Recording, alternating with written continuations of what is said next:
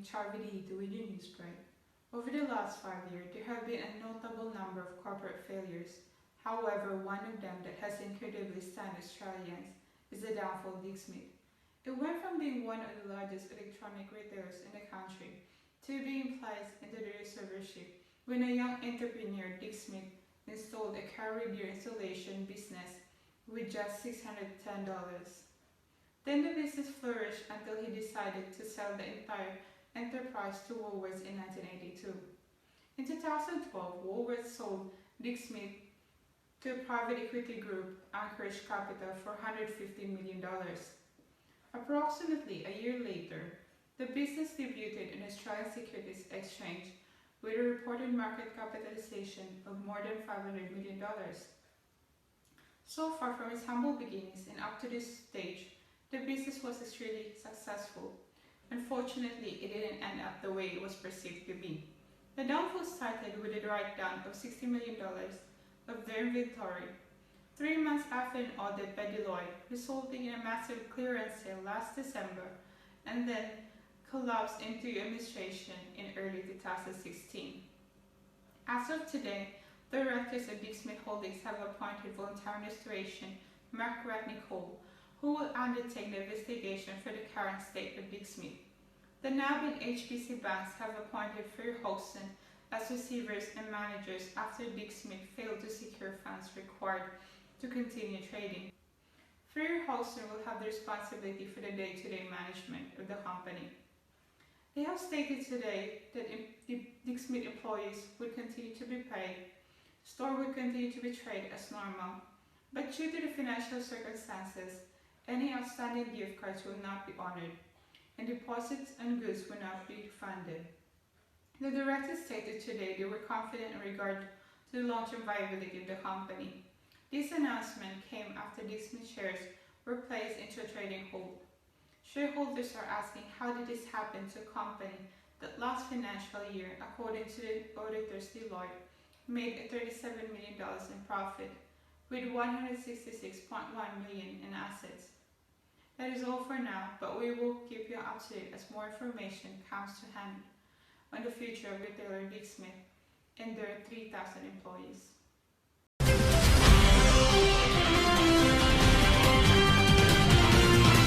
Good evening, Dylan Main here with your evening news on the 13th of July 2016.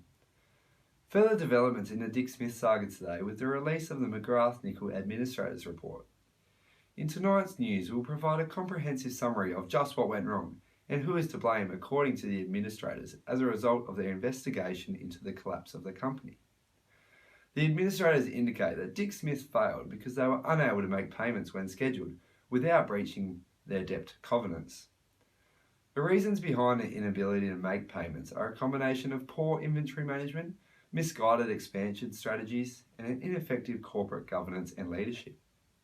The acquisition of inventory was based on supply rebates rather than based on consumer demand, a strategy which was sanctioned by the board, who also pursued an aggressive store expansion schedule. Both these strategies and the loss of market share led to a cash flow crisis and an increase in inventory from $170 million in June 2013 to $350 million in early 2015. In October 2015, consultants engaged by Dicksmith identified stock that required a write-down of $60 million. This was due to decreased customer demand for the inactive, unwanted and often obsolete products. With inventory being a major risk area for retail businesses, this should have been detected by the auditor. Supplier rebates increased profit in the month when the stock was purchased, which was regularly before the sale of stock, and before supplier rebate agreements met required sales targets. This accounting treatment often overstated profit. Michael Potts, the Chief Financial Officer of Dicksmith, dismissed queries by the auditor in September 2015 in relation to the accounting treatment of the rebates, whilst Freya Hodgson also alleged the investigation of the activities was inadequate. The liquidator will investigate the accounting treatment of the rebates to determine if the treatment breached accounting standards and if it caused inflated profit results. The question must now be asked, can investors trust the financial statements of retailers? And do they truly indicate the financial position of the company with regard to the transparency of supplier rebates? I am Dylan Payne, and that concludes this evening's news. Nathan O'Neill with breaking news as it happens today, 21st of March 2017. Further developments today is receiver Ferrier Hodgson, on behalf of Dicksmith creditors, have taken legal action against former directors and executives of Dicksmith. The result of such exposes major deficiencies in the corporate governance of the listed company. This comes after a public examination held at the New South Wales Supreme Court in 2016, when giving evidence, former director Jamie Tomlinson went on record stating he believes Dicksmith failed because of poor strategy, poor leadership and a breach of trust. Mr Tomlinson went on further, blaming former CEO Nick Abode, saying he was out of his depth, while former director Bill Wavish chose to direct his blame towards external accounting auditor Deloitte's. You see, corporate governance involves ensuring that the decisions made by those managing the corporation are appropriate and provide a means to monitor corporate activities and decision making itself. Either there was no such structure to begin with, or perhaps just an unwillingness from the directors to comply with their duties.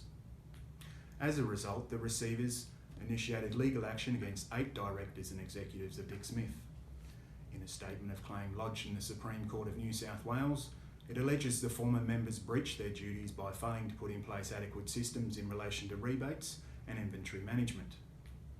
The consequences for the directors is sizable, with the receivers reportedly seeking to recover amounts equal to its 2015 interim and final dividend, as well as losses arising from its inventory management.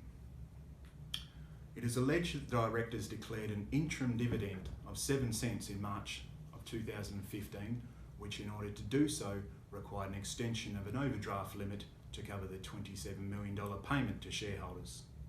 As a result of the dividend, CEO Nick Abode received a dividend payment of $860,000, paid in April and September of the same year, just months before the company was placed into receivership. The law firm representing 4 of the directors stated the accused acted at all times conscientiously with care and diligence and will vigorously defend the allegations. Further adding to their woes, Norton Rose and Fulbright lawyers representing NAB and HSBC have also commenced legal action against former Dicksmith directors to recover $140 million the banks lent to the company, claiming directors engaged in misleading and deceptive conduct in order to obtain finance on 2 occasions in 2015. We cross now to reporter Shana Russell to report on the effects of the collapse on the community. Shana Russell with a further report on how the collapse has affected many people who were involved with Dicksmith.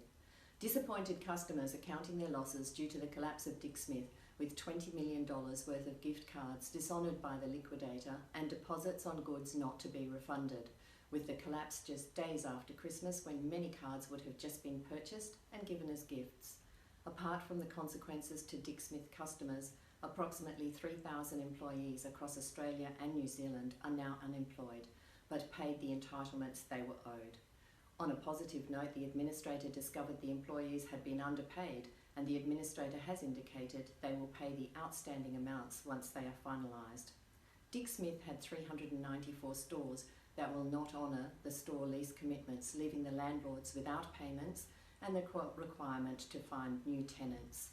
Suppliers and creditors were owed $400 million when the administrator was appointed. However, the administrator has indicated that the shortfall is expected to be in excess of $260 million. The NAB and HSBC banks were owed $140 million at the time of the collapse, and it is expected they will be paid a portion of those amounts dependent upon asset recovery and with the bank's customers ultimately paying for those losses. Perhaps the biggest losers will be the shareholders, with capitalisation at $500 million in the early listing days, with the administrator indicating there is currently no expectation of any payments and that the shareholders' shares are worthless. This affects not only the small investors, but the institutional investors, that the superannuation funds of many workers contribute funds to such investments. What impact will this collapse have on investors who rely on such financial statements to make their investments, because Dicksmith financials did not reveal the true financial position of the company? On the 4th of February 2016, the Senate referred an inquiry into the causes and consequences of the collapse of listed retailers in Australia to the Senate Economics References Committee, largely in the response to the collapse of Dicksmith.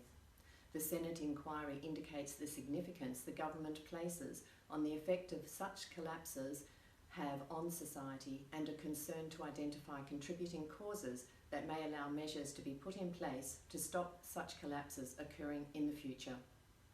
Perhaps the only winners are the administrators, receivers and lawyers, who appear to have at least several years of work ahead if the current legal actions already listed are continued. Legal proceedings have been commenced by Ferrier Hodgson and Rose Norton against the directors of Dicksmith, and the courts will decide what part the directors played in the collapse of the company and ultimately which directors, if any, were responsible and the penalty they will receive. Thank you, I'm Shana Russell.